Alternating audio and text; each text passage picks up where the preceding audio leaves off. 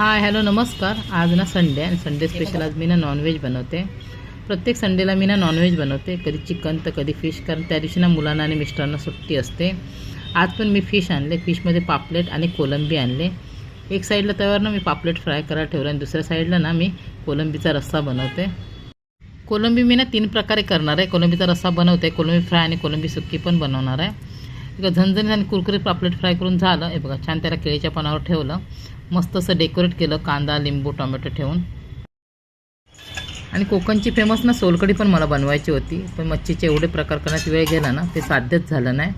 चला आता ना प्लेटमध्ये मी जेवण सर्व करते.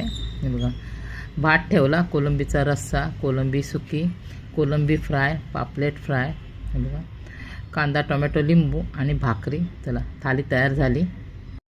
रोज ना आम्ही दोघीच मायलेकी जेवायला असतो, मग सुट्टीच्या दिवशी जेवायला मला खूप आवडतं आणि आनंद पण वाटतो, कारण आम्ही सगळे एकत्र जेवतो. हे बघा, दोघांना पण ताट दिले. आता ती लोक सांगतील जेवण कसं झालं आहे ते. जेवायला खूप आवडलं. एकदम मस्त आलं. कसं आलंय. आता मी पण जेवते, या तुम्ही सगळे जेवायला. जेवण तर मस्तच झालं आहे. चला धन्यवाद.